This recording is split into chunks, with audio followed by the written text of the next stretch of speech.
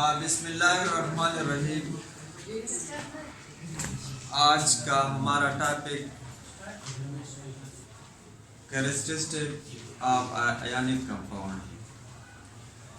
आयनिक compound के बारे में हम पहले से जानते हैं कि आयनिक कंपाउंड किस चीज़ से बनते हैं, कैसे बनते हैं और किन किन कंपाउंड आयनिक है। तो आज हम इन आयनिक कंपाउंड के बारे में डिटेल से बात करते हैं। Discuss the characteristic of ionic compound. Ionic compound के खुसूसियात क्या है? Ionic compounds are formed by strong electrostatic force of attraction between two oppositely charge ion. यानी आयनिक कंपाउंड के दरमियान जो बांड बनते हैं वो आयनिक बांड होते हैं। सोडियम क्लोराइड एक एग्जांपल है। NaCl एक आयनिक कंपाउंड है। सोडियम के आखिरी शेल में 1 इलेक्ट्रॉन है और क्लोरीन के आखिरी शेल में 7 इलेक्ट्रॉन है। तो सोडियम अपने आप को स्टेबल करने के लिए आखिरी शेल से 1 इलेक्ट्रॉन जो है वो खारिज कर देते हैं और क्लोरीन इस इलेक्ट्रॉन को लेते हैं।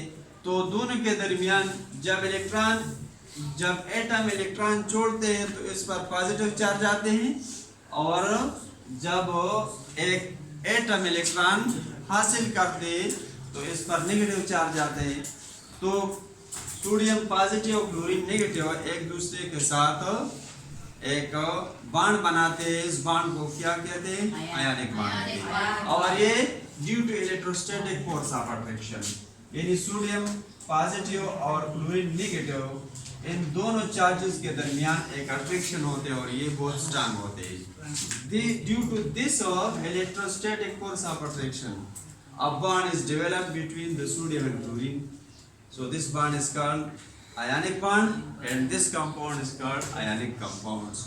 So ionic compound में strong electrostatic force of attraction मौजूद होते हैं। समझ गए?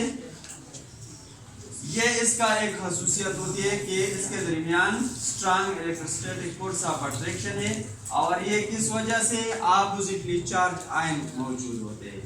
तो some important characteristics are given below। 1 number nature. Ionic compound का नेचर किस तरह? Ionic compounds are hard and rigid due to strong electrostatic force of attraction between the two oppositely charge ion. Nature में ये सख्त होते हैं। Ionic compound जितने भी है वो कैसे हैं? सख्त होते हैं और रिजिड होते हैं। रिजिड क्या है? रिजिड इस चीज को कहते हैं जो दबाने से उसकी शेप चेंज नहीं होती। ये मार्कर है मेरे पास, इसको मैं दबाता हूँ लेकिन उसका शेप बरकरार है। इसका मतलब क्या है कि ये रिजिड है। तो यानी कंपाउंड के खुसूसियत ये है कि ये रिजिड होते हैं और हार्ड होते हैं। High melting and boiling point. They have high melting and boiling point due to strong electrostatic force of attraction। boiling point और melting point के बारे में मेरे ख्याल में आप जानते हैं कि melting point कैसे कहते हैं? जो मटेरियल, जो केमिकल, जो चीज सॉलिड से लिक्विड में कन्वर्ट होते हैं, जिस पॉइंट पे, जिस टेम्परेचर पे ये चेंज होते हैं, इसका मेल्टिंग पॉइंट कहते हैं। और बॉइलिंग पॉइंट लिक्विड को वेपर में तब्दील होने का जो पॉइंट होता है, जो टेम्परेचर के लिए रिक्वायर्ड होते हैं, इसको बॉइलिंग पॉइंट। हर एक लिक्विड का एक बॉइलिंग पॉइंट होता है। वाटर का बॉइलिंग पॉइंट 100 डिग्री सेंटीग्रेड है। तो आयनिक कंपाउंड का मेल्टिंग पॉइंट और बॉइलिंग पॉइंट क्या है? High melting and boiling. और ये हाई क्यों है? क्योंकि उसके दरमियान जो अट्रैक्टिव फोर्स होते हैं वो बहुत ज्यादा स्ट्रांग होते हैं। वो रिजिड है, वो आसानी के साथ डिसॉल्व नहीं होते। तो इसलिए ये इसका दूसरा खुसूसियत है यानी compound have high melting and boiling point. And the third one is the solubility. Solubility किस चीज को कहते हैं? जब हम किस चीज को लिक्विड में डालते हैं और वो आयनाइज होते हैं, हल हो जाते हैं। मिसाल के तौर पर पानी में जब नमक डालते हैं तो क्या होती है? हल होते हैं। इसको क्या कहते हैं कि वाटर इज सॉल्युबल। तो ऑल आयनिक कंपाउंड जो है they dissolve easily in water. Easily salt क्या है? सोडियम क्लोराइड है और एक आयनिक कंपाउंड है। तो आपने ऑब्जर्व किया होगा कि पानी में जब हम नमक डालते हैं तो इसमें इस तरह डिसॉल्व होते हैं कि सिरे से इसका पार्टिकल नजर भी नहीं आते। तो एक किस्म का सोल्यूशन बनाते हैं। सोल्यूशन को क्या कहते हैं? सोल्यूशन। ये सोल्यूशन बनाते हैं। सोल्यूशन में कितनी चीजें? दो चीजें होती है, सोल्यूट और सॉल्वेंट। तो ये they dissolve easily in water. Ionic compound solubility कैसे है कि वो आसानी के साथ पानी में डिसॉल्व होते हैं। 4 number conducting nature. Conducting nature यानी आयनिक कंपाउंड से इलेक्ट्रिसिटी गुजर जाती है या नहीं। तो सॉलिड फॉर्म में आयनिक कंपाउंड से बिजली पास नहीं होती और जब सॉल्यूशन फॉर्म में होते हैं तो इनसे करंट पास होती है।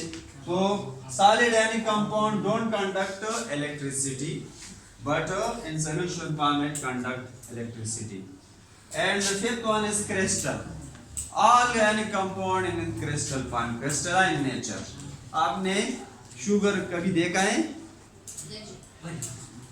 इसके जो पार्टिकल होते हैं वो 3 डायमेंशन में होते हैं। एक पाउडर होते हैं जिसके कोई खास डायमेंशन नहीं होते, ओके, और एक क्रिस्टलाइन फॉर्म होते हैं। इसलिए तमाम आयनिक कंपाउंड जितने भी है वो किस फॉर्म में? क्रिस्टलाइन फॉर्म में मौजूद होते हैं। क्रिस्टलाइन फॉर्म किसको कहते हैं? जिसके XYZ डायमेंशन हो, ओके। मिसाल के तौर पर ये एक ऐसा पार्टिकल है कि इसके XYZ डायरेक्शन आपको नजर आते हैं। ये 3 डायरेक्शन होते हैं। इसका हाइट है लेकिन बहुत कम है, लेकिन होते हैं हाइट, लेंथ भी है, वेट भी है, लेकिन देखने में तो आसानी के साथ नजर नहीं आता कि ये कितने लेंथ है। वो स्मॉल है लेकिन क्रिस्टल इसको कहते हैं। और बात चीज ऐसे है जिसके क्रिस्टल नहीं बनते। तो आयनिक कंपाउंड जितने भी है वो क्रिस्टलाइन इन नेचर यानी क्रिस्टल फॉर्म में होते हैं। फिजिकल स्टेट इसका सॉलिड होता है। रूम टेम्परेचर पर तमाम आयनिक कंपाउंड किस फॉर्म में मौजूद होते हैं? सॉलिड फॉर्म में होते हैं। यानी 3 फॉर्म है फिजिकल फॉर्म ऑफ मैटर। कितने हैं? 3 है, solid, liquid and gases.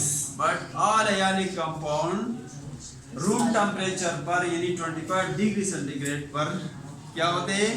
Solid होते हैं। हाई रेट ऑफ रिएक्शन में वो हाई रेट यानी हाई स्पीड से वो दूसरी चीज के साथ रिएक्शन करता है। और लास्ट वन जो है नॉन डायरेक्शनल बॉन्ड बनाते हैं। तो ये सारे के सारे आयनिक कंपाउंड की खुसूसियात थे। तो मेरे ख्याल में आपके समझ में आया होगा। और कोई प्रॉब्लम हो तो आप बता सकते हैं। तो आपने नोट किया?